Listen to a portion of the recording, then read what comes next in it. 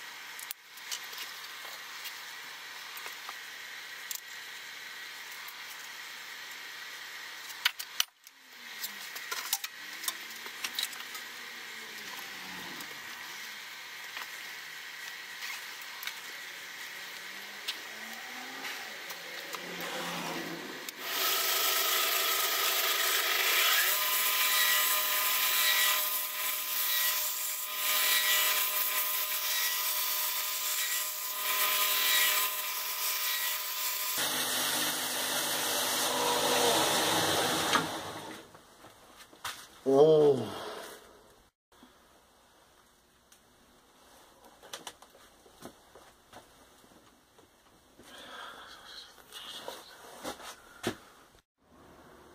I got no idea.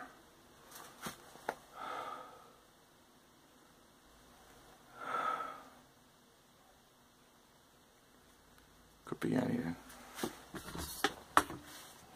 Absolutely anything.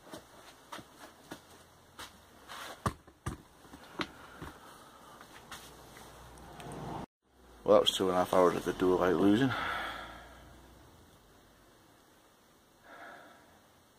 Right, I have power. I am now running from over there, across the floor, and into here. That's good. Now,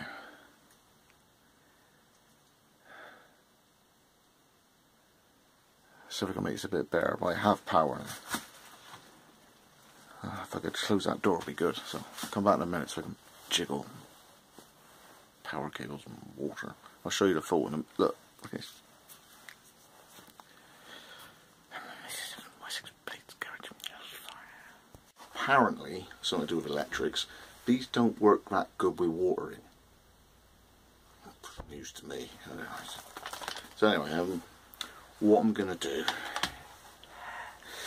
so I'm going to leave the heater on, so I'm only running off of one extension thing that comes through, just so I can shut the door. Warm this half up, put that side on the thing of it, go have a cup of coffee, come back in 20 minutes, warmed up, knock the power off, and then run the grinder. So I'm not running the two together. That's what MCBs are for.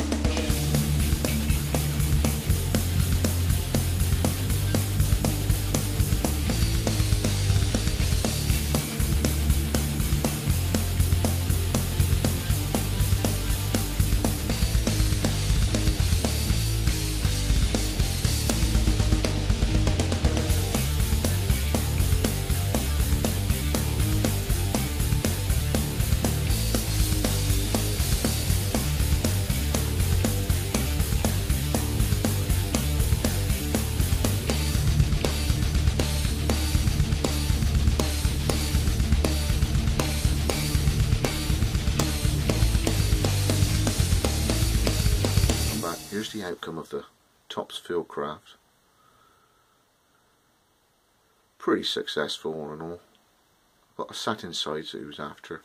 I went slightly more on the bevel, so he's got a near mirror on the bevel. With the hand sanding, the tip bevel sort of softened ever so slightly. You know, because I'm sort of rolling as I'm using the piece of wood, so it's sort of a softened tip. Sort of squared off spine, squared spine.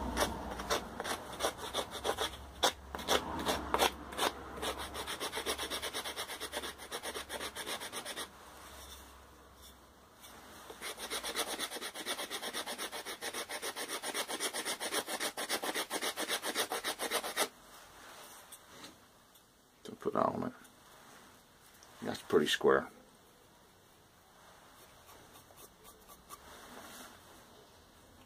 Pretty good steel, that. And it wanted a mirror micro, which you should just about be able to see glinting. There it is. And I've had a bit of a play with the edge.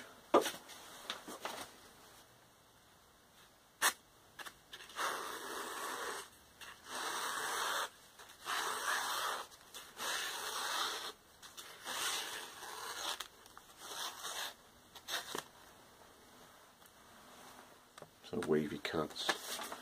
So yeah. And now for maintenance, it's just a case that he could strop up that edge for the next sort of 4 or 5 times to sharpen, and then lay it flat on a stone, and then just raise it a little, and you just put a new edge on it each time, so it won't actually scratch the bevel again on the stone. You just lay it down on the stone, raise it up ever so slightly, and you could just keep that micro edge going for a fair few amount of times before he puts a new flat on the side. That's the beauty of a micro bevel. You don't end up disappearing your knife down to, you know, you're taking all that steel off just to give it an edge on a Scandi. So he's got a micro, and he can allow that knife to last 4 or 5 times longer than if it was a Scandi alone. So that's that done. That's about what I've managed to do today with the power outages, but if you stay with me, I've got a couple of models for next year. Don't go away. There, so thanks for staying with me. Some models for next year. Now, what I'm showing now, I've got 3 blanks or something, and because it's an uber surprise, there's no one that's got any orders on these yet, but it's a medium-sized kukri, so skeletal handle, there's the light, and rather than length, the mass is done with the humpback. Now I can actually grind that off, so there's 2 variants of it. Or I can move it forward and have only that much as the humpback. So I've got that to work on prototype well after Christmas with the orders I've already got in, because as you know, I'm not very fast with the way I get my blades out. I'm certainly not up to like 4 a week.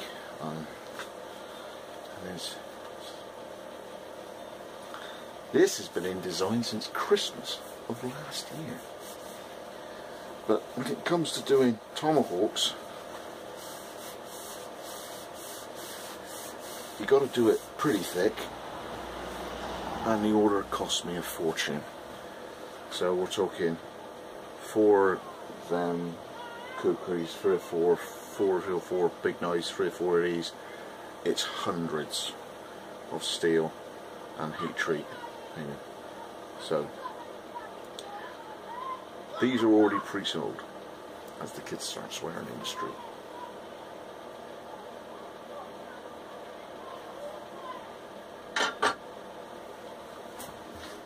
Kids. Little bark for me.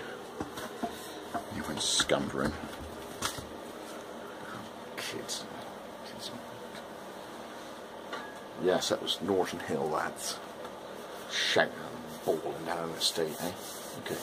What was when you work nights then, lads, eh? I keep asleep. So, Tomahawks, version 1.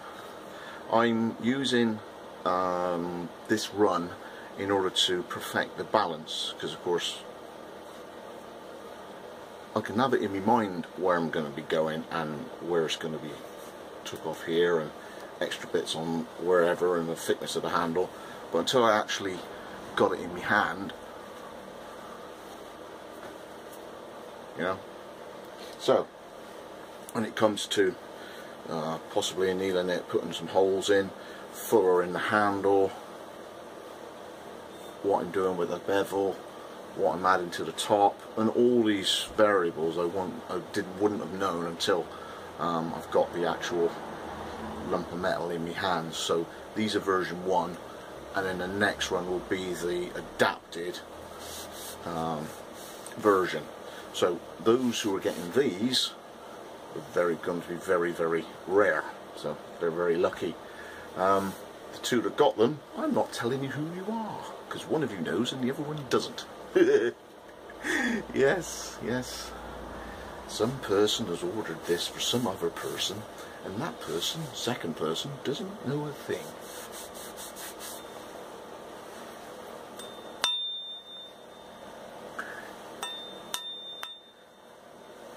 That's the Christmas bells you want to hear, isn't it? Ding ding. So, Wessex Blades Tomahawk. Yeah. So the idea of this was, that's a hammer. The pick back, okay, is based on a pickeroon type axe. I like the flat rear of a pickeroon. So with an extra piece of metal here, which in theory, I'd say, I don't know, I'm going to get round doing it yet. The cutter's never cut those bits out, so I'm going to be doing leaf springs and heat treating all that. So it's back to the old man cave gear, man stuff. So I'm going to get 2 pieces of steel on the side, 8mm bolts of some description to go in there with countersunk heads, and these are basically log spears, so there'll be sort of a flat side, extra bits on there, and then they back up to here, and then obviously, because that's 24mm there now, that's with a mid hole, that's for hitting tent pegs in. You've got more mass. You've got fence post hitter on the top, because again that's going to be there, but it's a prototype, so how things work out, I don't know. It's all up in the head. It may end up that I have a few holes here and I have a pommel. Don't know yet. This is what this batch is for. It got mentioned, and before I knew it, to justify the purchase, obviously I need to make 3 in order for the weight basket, the heat treat. One went straight away, and of course certain Wessex Blades beneficiaries always get 1 of everything, so that went north of the border as well. It's on its way. So those 2 people are going to get 1 of these, and the other one is going to be the one that I'm smashing up, basically, in order to work out balance, grind, how the handles go on, the fitting of the chainring bolts I'm considering using. I may end up using brass yet, I don't know.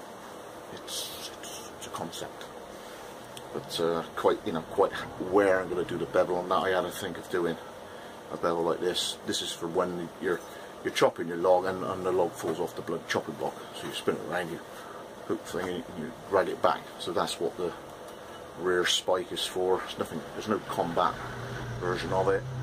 It's based on a Frankian axe, so slightly further up that way, slightly curvy, so that the blade goes away from you when you like that.